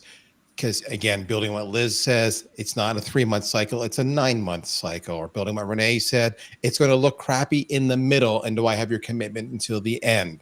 So don't be naive and excited about the opportunity. Do your due diligence, or you will pay the price and you will be miserable and you will leave within a year. And to add to that one, Yep. a question to ask in that due diligence phase, what's the source of these deals? How does sales cycle change based on source? Because if your CEO, who is amazing at networking and has a great network and is the person who's leading sales, founder-led sales, and they've been able to do it and they just haven't been able to find the right sales reps to come in and sell the way that they do, then run. Run. Don't even stop. Don't be the first mistake that founder makes, unless you have a lot of patience, a lot of grit, and feel very comfortable being very direct. Okay, let's wrap this up there. Thanks for joining us for the Sales SOS podcast. Let's switch gears now. So let's talk about KPIs. We only have about 15 minutes. So let's dig into this, because I think we've alluded to it, but we haven't really been clear about it. So, hey, welcome to the Sales SOS podcast. Today, we're talking about sales leadership, effective sales leadership. And right now, we're going to really dig deep into KPIs. Like, KPIs is all we're hearing about. We might be using different terms, but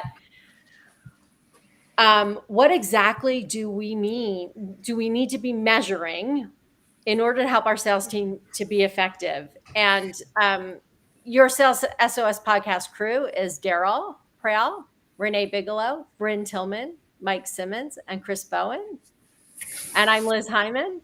And we are going to dive in really deep right now to KPIs. What are the things we should actually be measuring, regardless of whether you call them KPIs or success measures or whatever else you might call them? What do we really need to measure? And I ask this because every single sales organization I walk into, their KPIs start with number of phone calls per day, per week, per month, and number of meetings. And if we get those right, everything else is good, right? Okay, Chris is laughing. Mike is shaking his head. Daryl's just giving me a look like I've lost my mind. Go ahead, Daryl. I want to laugh. All right. So what do I do while Liz is opening it? I always have to look at other places. I Google sales KPIs. And now this is not planned. You heard what Liz just said. I'm not going to name the article I saw. These are the first ones on their list. Number one, how many trials, how many sales qualified leads, how many sales opportunity, number of demo calls, and it goes on. So anyway, I'll shut up. That was it. Well done, Liz. So what should we measure? What should we measure if it's not the number of phone calls? And like, one of my favorite examples of why the number of phone calls don't matter is this young woman who I actually met on Clubhouse, where I met all of you, and you may have been in that conversation. And she said, I sell more, I hit my quota, exceed my quota, I sell more than anybody else on the team, and I'm in trouble every single day because I haven't made enough phone calls. I love that. You guys remember that one? Yep. Like, why would you, this goes back to what Bryn was saying early on. How do I fill my funnel, and how do I move stuff through my funnel? And what are my numbers that matter? What are my KPIs that matter? I have a client who they didn't count meetings. They had to have a certain number of meetings, and they didn't count unless they were 45 minutes long. Yeah. Right? Which has nothing. Mike is laughing so hard, right? It doesn't matter what my client wants. You have to have a certain number of meetings with clients, and they have to be 45 minutes long. Like, so what if those aren't the KPIs that matter? What are the KPIs that matter? How do we coach these people who are listening to us on setting KPIs that really matter? Well, I mean, to your point, and again, I'm just throwing it out there. I want to see the response from the group. What's interesting is, this article, it meant the second one I mentioned was sales qualified leads. And why I do like that is You could have a 45-minute conversation and it not be sales qualified. It could be marketing qualified, but not sales qualified, right? Or you could have a 5-minute conversation and it's sales qualified. You could have an email exchange and it's sales qualified. That's where sales qualified leads. And this always goes back to the terminology and definitions you use in your organization. But in this example, that's interesting. How many SQLs did you create this week? It's another way of saying, how many conversations did you have that actually are going to be added to the pipeline? Oh, Mike, for those who are just listening, I have to warn you, Mike is on his whiteboard. So there we go. You've been warned. Okay, Mike, are you ready? I mean, we said it a little, or I said it a little bit earlier, but pipeline created, pipeline developed. Yep. And my head's in the way. So I got to kind of like, I'm losing this whole mirroring thing, but so pipeline created, pipeline developed. If we just know those numbers at its base level, when we're talking about sales, what did I add in to the top of the funnel? What Liz talks about, what moved forward through our sales process, and sales process specifically around increasing probability of sale based on a deal moving from one stage to another. Demo is not a stage. Wait, could you repeat that? Demo is not a stage. Thank you. Demo is not a stage. Demo is an activity that happens in a stage. And if you have a business to business complex sale, which means there's multiple buyers and a long sales process, demo is not a stage. Amen. You're just messing with people right now. They're going, what the hell? I know, they're turning it off. Go ahead, They are. Brian. So I think when we're coming up with this, and I keep going back to this customization, we need consistent KPIs for each of our reps. So even if they're not consistent across the board, I need to know what makes Mike successful and what are the KPIs I'm going to measure that play on his strengths. So I think that I know that it makes it hard, especially in enterprise sales teams. I work with much smaller sales teams typically, so it's easier to do. But even from a coaching perspective, when you're looking at KPIs, if I know, Mike's, his success comes from referrals from other clients, I don't care how many phone calls he makes. I want to know how many referrals did he get. But, so I think that's where we have to, as managers and as leaders, just like we customize or tailor the buyer's journey, we have to tailor the sales rep's journey. We have to make sure that we are leading them in a way that optimizes their talents. So as sales leaders, we have to start by understanding if we have multiple sales reps, 10, 20, 30, 50, 100, we have to have some mega data, right? We have to have some bigger picture of what the organization looks like and what the KPI should look like. And I think what I call funnel-based KPIs is kind of what we're talking about. If I have a sales rep that can't figure out how many phone calls they need in order to put the right number of leads in the top of the funnel, then I might need to help them and set up a KPI for that so they can get there. But truly what matters is if I know on average it's 10 leads in the top of the funnel, which probably means we had to have, 1,000 engagements on the website. 100 engagements on the website. My math is bad. So we have 10 leads that has to come into the top of the funnel for one to close. If we use that as a standard number, and then we say, okay, then what's really true for my company? How many have to go in the top of the funnel for one to come out the bottom of the funnel? And then I can adjust it for an individual sales rep and set their KPIs accordingly.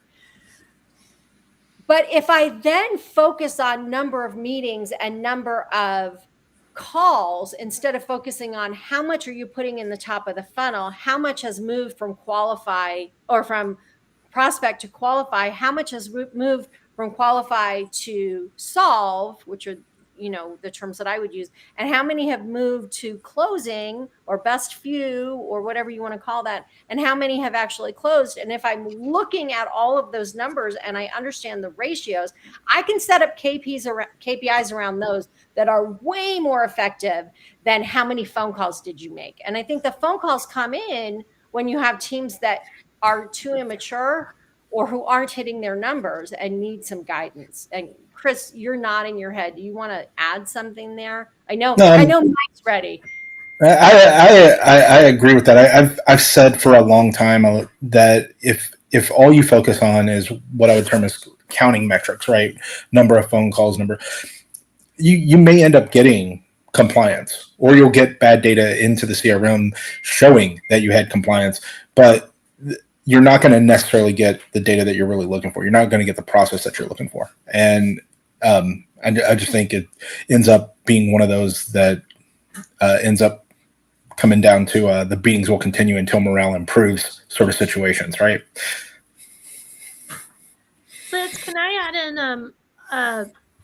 a couple of thoughts for KPIs, because I know we're kind of tight on time. I think it's also really important to have team KPIs so that you get and whatever that individual contribution towards the team KPI, however you want to measure that, because it's pretty typical to see there's one high performing sales rep that makes everybody's world horrible in the sales department, right? And being a part of the team is still a big piece of it, right? You can't, I'm gonna use one of those words. You can't be an asshole and be the top seller and not disrupt the rest of it, right?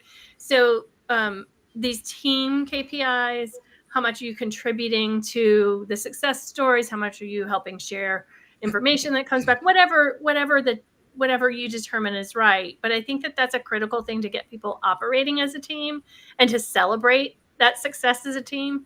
And I also think adding in some cultural type KPIs, things that tie to the culture of your company, that tie to your values, having that as part of it as well, I think is a really big deal. Obviously, with sales, revenue is paramount, but those other things can mean your team operates as a machine or as a high friction, everything disjointed kind of operation. And I think, you mentioned favoritism earlier. A lot of that comes out with assigning leads, right? Oh, Like yeah. if this is a good lead or a not lead. Those KPIs, those culture and team KPIs are often the best way to determine who gets those leads, right? Like, and you can remove yourself from favoritism because you can say, well, they did all of these things. They earned these leads, right? So just really quickly, that is another KPI that you could measure. One of the things that Renee said is what's the longevity of the clients that I bring into the organization, right? So on average, do my clients stay a year and disappear, or do they keep growing in the company? We tend to measure sales rep until something closes, but if they're constantly bringing the wrong people in who are difficult to work with and go away quickly, that's not great either. What other thoughts do you guys have on KPIs? Give your team the space to create their own KPIs.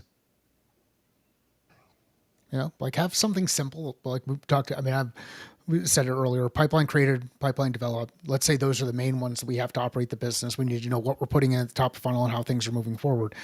Well, let's get the team involved and have them figure out their own individual KPIs to help achieve the objective that they're looking to achieve, and then assess against those things. Because what they might realize is the thing that they thought was important really wasn't that important, and it didn't matter. And if they move the metric up, but they're not getting the results, then now they can start to think critically, make some decisions, and start to do something a little bit differently than they did before. So get them involved early and often. Don't create these things in a vacuum, and certainly don't create them because you heard them on a podcast. Building upon Mike said, get them involved early and often. There's lots of, like I mentioned, I just did a quick Google. There's lots of resources out there. Your CRM provider probably has some built-in templates. You can just find a whole bunch of them. What I would say though is you need to have dashboards set up in the CRM for your reps to self-monitor that, of course, the bosses, sales managers, sales leaders can also see as well. And then make that part of the one-on-one review when you're trying to assess, what have you developed and what have you added to the pipeline, using Mike's terminology. Because too many reps, I find, ignore the data. They just want to go on gut. They want to wing it. And I think you need to use the dashboards as a vehicle to pull at the loose threads and get them doing their own analysis and tracking their own progress. Get them to own their results. Get them to own their data. Bryn's got her hand up. Bryn, over to you. Bryn's got to run. She's saying goodbye. Oh, she's saying goodbye. We're running a little long today. There we Chris go. and Bryn have left us, but maybe if we can spend another minute or two and wrap this up, that would be great. I also think that part of KPIs is, and setting my own individual, is what development do I need as a person to be more successful as a sales rep? So do I need to get some help with asking good questions? Do I need to read a book? Do I need to learn a methodology? Do I need to learn more about our products? That's part of the KPIs that the individual sales reps need to be measured on, because they will never do that work to improve themselves as sellers if we don't measure them on that. Mike's smiling. Any other thoughts on KPIs? So many thoughts, so little time. So many thoughts. I think you call up Liz, you call up Mike, and you say, help us with our KPIs. That's the fastest path. There you go. I agree. I give a good parting thought, Liz, and that is to celebrate. Know when you're in the green. Know when people are hitting things. Make sure you celebrate. I've never, ever seen a team more intrinsically motivated by gamification and celebration of wins as sales teams, right? Yeah, like make it fun. There's never enough celebration. Right. Bring in goodies for the sales meeting. Blast the dashboard up if it's on green for when people enter the room. Like, make sure that's getting out to other departments, that they know there are successes going on, so that they get those attaboys outside of sales too, right? Like, all of those things, I think, help. There's a ratio. I can't remember the exact ratio, but there's a ratio of compliments, right? And, there's this bad advice out there that you should sandwich it, right? Good, bad, good. And that is nowhere near enough for human psychology. It needs to be somewhere around like 10 to 15 to 1. Like, you should be saying 10 to 15 things you've done right before you tell somebody something that they should adjust or fix or that they did wrong. And all of those celebrations are a chance to hit those numbers, so that when you have something else to say, like, it feels like, okay, this is how we win, not, oh, you're picking on me.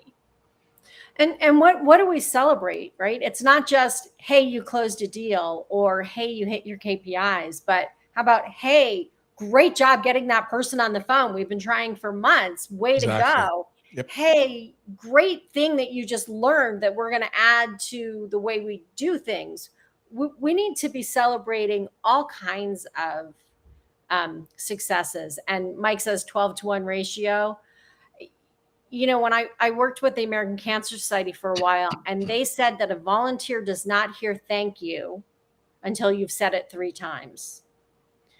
Right? So at the very least, 3 times when somebody's done something that you're proud of, and making time. It's just like raising kids. Your kids only hear that they're in trouble because they didn't clean their room, or they didn't wipe off the counter, or they were late for school. They're only in trouble. They don't get enough, hey, great job doing this. And so we're all human beings. That incremental too, right? Like, I mean, if we're assigning a quarterly goal, an annual goal, like that's a long time to celebrate success. So can you break it down to this week if you're having weekly sales meetings? Like, what happened last week? What are those successes? Can you break it down into, smaller numbers? Like, if the goal is 100,000, when you hit 10, there's some sort of little mini celebration, and I don't mean like bonuses, but small things that make a difference. I will never forget one of the most high impact exercises I've seen somebody do during a moment of needing to push sales at a high stress moment was literally putting a wall of balloons. I'm sure y'all have heard this everywhere. And you put money in the balloons, and every time you hit one of the activities that is in this list or whatever, you get to go pop a balloon, and there could be $1 bill in there. There could be $100 bill in there. There could be a 5, or I've never seen people who made really good livings, salespeople, like the top salespeople, mid 6 figures, wanting to pop a balloon for, the chance at $100 bill. Like, it's really easy to add in that kind of incremental success So it's not so long of a horizon or so high of a number. Any last thoughts on KPIs before we wrap up today's session? What I heard was that Mike hasn't told me 3 times how awesome I am, and I'm upset about that. Daryl, you're awesome. Thank you for being here. It's amazing to see you, and you've absolutely made my day. So thank you, Daryl. I feel like this is KPI therapy right there. You're the man. So keep it freaking simple. Yes. Don't have 12 KPIs when one will do. Yeah, and what I like to do is look at it as no more than 3 at any point in time. Because if we're doing more than 3, it's really hard to keep everything in focus. You don't know what to keep in focus. So simplify by reducing. Use a model that we talked about a couple of weeks back, or in some of these discussions back, the role reflective model. What, so what, now what? And if you struggle with defining the what and struggle with defining the why and have nothing that you're going to do as a result of seeing that KPI number, then it hasn't earned a right at the table. It hasn't earned a spot in the CRM. It hasn't earned a place on the board deck. So simplify, please. Mine would be, go ahead.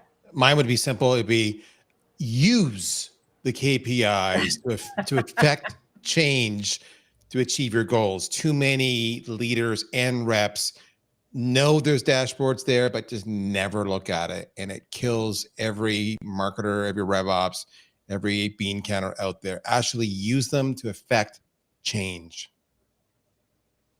Renee, you got one? Sorry, I will end with the celebration, because I think that point is so big. Love it. I think too many times I've seen people saying, well, our sales teams hit their goals, but they didn't hit their KPIs. So then it's time to the same. Right? So it's time to go back and look at, are the KPIs that we're measuring really supporting the sales goals that we want to achieve? Or are they just noise? Are they just measures that aren't relevant? And Daryl's like, wait, what? I'm like, can we all had the same reaction. I know. All right. I have to share a story. I have to share a story. I know we're long. Thanks everybody for hanging around long. I worked inside an organization once. We had a consulting group come in, and they came up with these metrics, and they were required results. So they were R2s is what they were called. And the joke among the people in the sales organization was, I've completely missed my number, but I knocked my R2s out of the park. And that was the running joke. Your team is smart. You hired them for a reason. Say no to R2s. All right, that looks like a good place to wrap up our discussion of KPIs. Thanks for joining us in the Sales SOS podcast. And if you're joining us on LinkedIn Live, we'll see you next month, the second Friday. And everybody have a great weekend. Bye all. See you later, guys. Thanks for joining us. All right, off we go. Have a great day, everybody.